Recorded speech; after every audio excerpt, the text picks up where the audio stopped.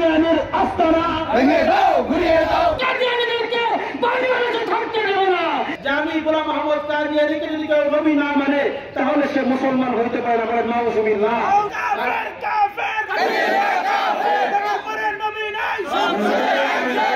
যে কাদিয়ানিদেরকে মুসলিম ঘোষণা করতে হবে। কাদিয়ানি যদি নিজেদেরকে কোনদিন মুসলিম দাবি করতে চায়, আর আমরা ওই সমস্ত কাদিয়ানিদেরকে বাংলাদেশে থাকতে দেব না।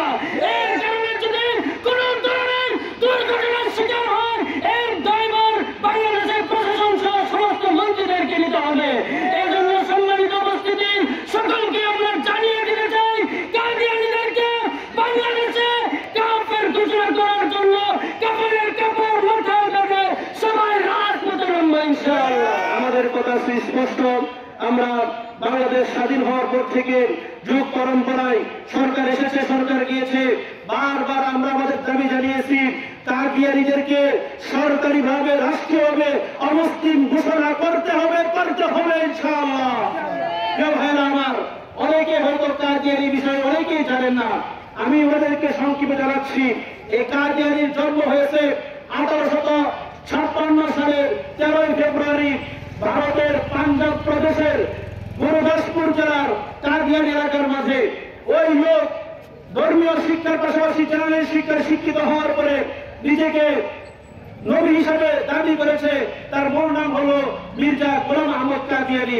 এরপর থেকে সে ইসলাম বিদ্বেষী, ইসলামের সাথে সাংঘর্ষিক এমন কিছু বক্তব্য দিয়ে গিয়েছে যে বক্তব্যগুলো ধর্মপ্রাণ মুসলমানদের কলিজায় আঘাত করেছে। কথা বলেন ঠিক কিনা? কেউ ভাইয়েরা আমার, সে বলেছে তার নাম নাকি আহমদ, এজন্য সে নিজেকে নবী দাবি করে। সেটাও বলেছে যে আমি গোলাম আহমদ কাদিয়ানিকে যদি কেউ নবী না মানে তাহলে সে মুসলমান হইতে পারে না। বলেন নাউজুবিল্লাহ। শুধু তাই নয়, সে আরো বলেছে যে আমি হলাম বসি, আমি হলাম ঈসা, সে বলে আমি হলাম ইমাম মাহদি। অর্থাৎ বিতর্কিত যত কার্যকলাপ হয়েছে সব কিছু তার মুখ দিয়ে বের হয়েছে। এজন্য আমরা বলবো আমাদের সরকারকে, আমাদের যে আগামীকালকের মহাসমাবেশ, এই সমাবেশ থেকে সরকারকে আহ্বান জানানো হবে, অনতি বিলম্বে আপনি যদি ইমানের দাবিদার হয়ে থাকেন, যদি মুসলমানের সন্তান হয়ে থাকেন, নবীর প্রতি বিদ্রোহ পরিমাণে মোহাম্মদ আপনার পরিচয় থেকে থাকে, তাহলে অনতি বিলম্বে কাদিয়ানিদেরকে আপনি রাষ্ট্রীয়ভাবে অমুসলিম ঘোষণা করুন। এটাই আমাদের দাবি, যে কাদিয়ানিদেরকে মুসলিম ঘোষণা করতে হবে।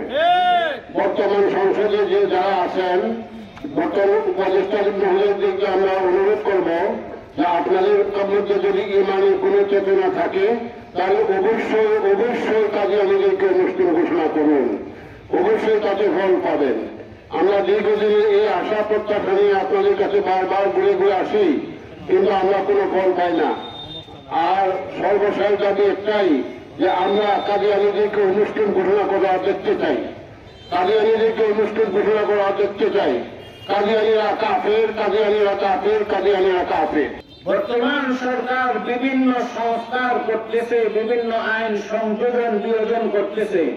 আমরা এই সরকারের কাছে দাবি জানাবো, অন্যান্য আইন যেমনি ভাবে সংস্কার করা হচ্ছে, সংযোজন বিয়োজন করা হচ্ছে, আমাদের এই প্রাণের দাবি যে কাদিয়ানিদেরকে রাষ্ট্রীয়ভাবে অমুসলিম ঘোষণা করা হোক।